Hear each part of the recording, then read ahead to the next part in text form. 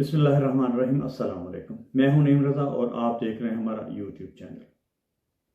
नाज़रीन, आज का मुसलमान, अभी कल की बात है, लोगों ने जुमा की नमाज अदा की।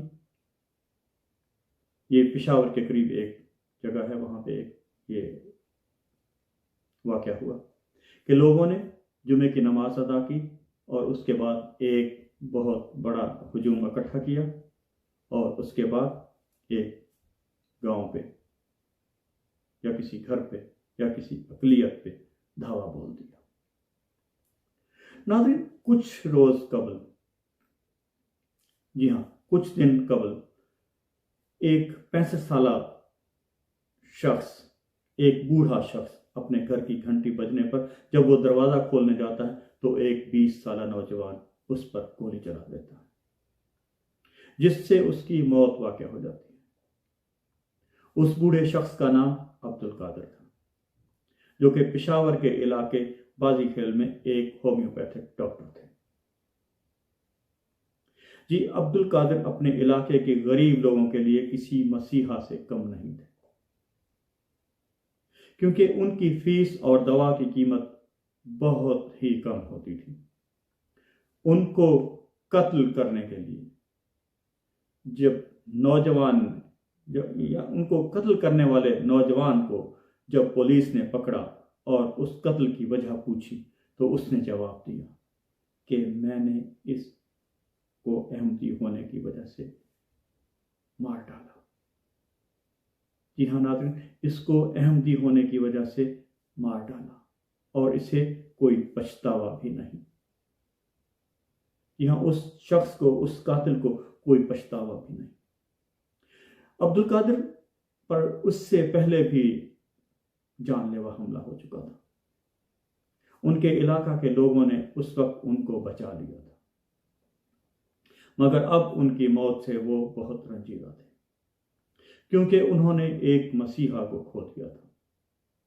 पेशावर में अगस्त 2020 के बाद अब तक अब्दुल कादिर साहब 5वें अहमदी शख्स हैं।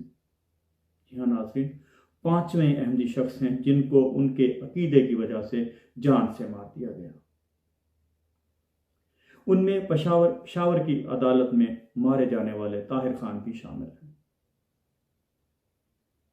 जिनको मारने वाला नौजवान खालिद हीरो बनाया गया। नाज़रीन, जिस मुल्क में अदालत के अंदर कत्ल कर दिया जाए, जी हाँ, अदालत के अंदर, अदालत के अहाते के अंदर कत्ल कर दिया जाए मजहब की बुनियाद पे, वहां पे क्या हालात होंगे। ऐसा ही कुछ चंद माह पहले जंग में भी एक शख्स को हलाक कर दिया गया, जब वहां एक बैंक के सिक्योरिटी गार्ड ने बैंक मैनेजर पर तौहीन मजहब का इल्जाम लगाकर जान से मार दिया, जिसके बाद लोगों ने उसके हक में ना सिर्फ नारे लगाए, बल्कि जब वो पुलिस स्टेशन पहुंचा तो उसने वहां लोगों से खिताब करके इस्लाम से मोहब्बत का भाषण भी दिया। जी हाँ नाज़रीन, उस कातिल ने, हमारे मुल्क में अकीदे की बुनियाद पर किसी को जान से मारना बहुत आसान है। नाज़रीन, आप किसी की भी जान ले लें, आप किसी को भी जान से मार दें और बाद में ये कह दें कि इसने तौहीन मज़हब की थी, तो बजाय आपको बुरा भला कहने के आपको हीरो बनाकर पेश कर दिया जाएगा। जी हाँ नाज़रीन, आप हीरो बन जाएंगे। पंजाब के साबिक गवर्नर सलमान तासीर, अब्दुल वली खान यूनिवर्सिटी के तालिब इल्म मिसाल खान और लाहौर के इलाका कोट राधाकृष्ण, जिसमें मसीही जोड़े का मार दिया जाना। नाज़रीन, ये वाज़ेह मिसालें हैं।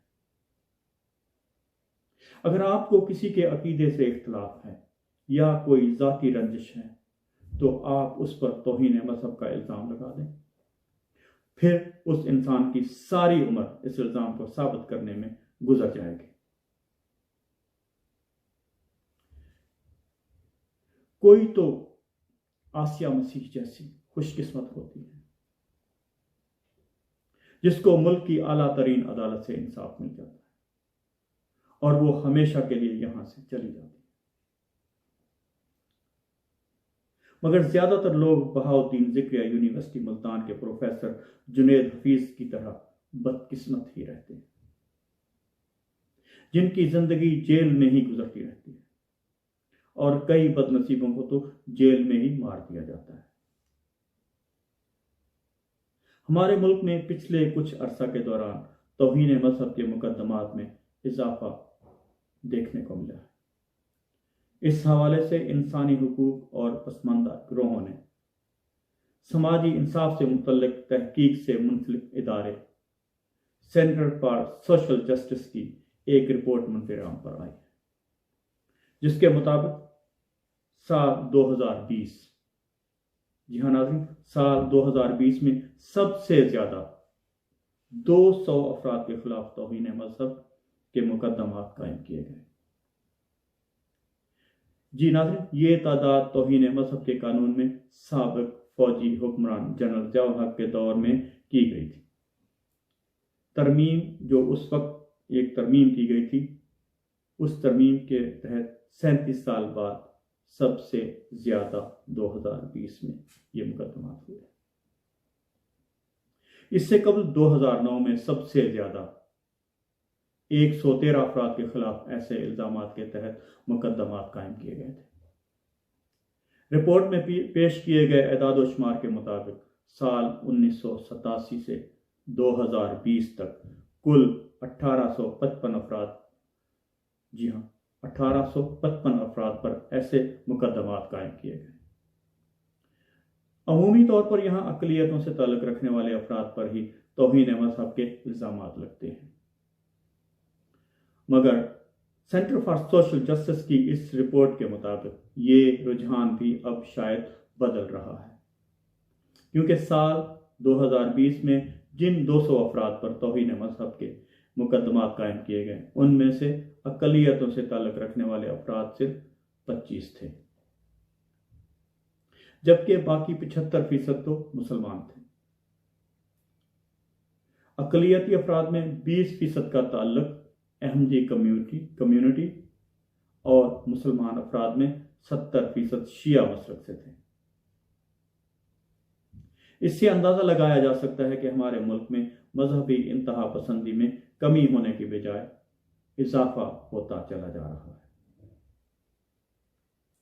इसकी एक बड़ी वजह रियासती अदारों और हुक्मरानों का अपने फायदे के लिए मजहबी कार्ड का इस्तेमाल और मजहबी तंजीमों की सरपरस्ती करना भी है। नाज़रीन, माजी में भी हमें ये देखने को मिलता रहा है और अब भी ऐसा ही हो रहा है, जिसकी एक मिसाल पिछले कुछ बरसों में तहरीक लब्बैक पाकिस्तान का मंजर-ए-आम पर आना था, जिनके साथ हाल ही में पाकिस्तान तहरीक इंसाफ की हुकूमत ने एक मुआहिदा किया था, जिसकी रोज से गुस्ताखाना खाकों के मामले पर पार्लियामेंट में फ्रांस के सफारती ताल्लुकात ख़त्म करने और उनके सफ़ीर को मुल्क बदर करने की करारदाद लाई जाएगी।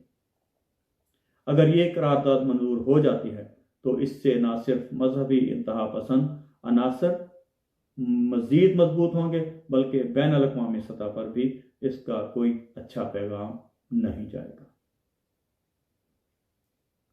हमारे वज़ीर आज़म खान साहब, जो कि पूरी दुनिया को इस्लामोफोबिया और हिंदुस्तान के मज़ालिम के हवाले से लेक्चर देते हैं, क्या अपने मुल्क की इस सूरत हाल पर भी कुछ गौर फरमाएंगे? जी हाँ नाज़रीन, क्या अपने इस मुल्क पाकिस्तान की इस सूरत हाल पर भी कुछ गौर करना पसंद फरमाएंगे? मगर वो ऐसा नहीं कर सकते और शायद करेंगे भी नहीं, क्योंकि जिस रियासत की बुनियाद मजहब पर रखी गई हो और जहां पर हुक्मरान अपने फायदे के लिए मजहबी कार्ड इस्तेमाल करते हों, वहां पर ना वो मुल्क की आला अदालत के हुक्म के बावजूद मजहब से जुड़े किसी कानून को गलत इस्तेमाल के हवाले से कोई कानून साजी कर सकते हैं और ना ही, जी हाँ नाज़रीन, और ना ही मजहबी तंजीमों से ब्लैकमेल होने से महफूज रह सकते हैं। इसलिए हमारे मुल्क में मजहबी इंतहा पसंदी भी मजीद बढ़ेगी और मजहब की बुनियाद पर शायद लोग भी ऐसे ही मारे जाते रहेंगे। तावक्ती की रियासती आइन के बुनियादी ढांचे में इस हवाले से कोई बुनियादी तब्दीलियां ना कर दी जाए। नाज़रीन, हमारे आइन में इसकी बुनियादी तब्दीली की जरूरत है। मुस्तक़बिल करीब में तो इसका कोई इम्कान नजर नहीं आता। फिलहाल तो अभी इसके कोई आसार नहीं है। नाज़रीन,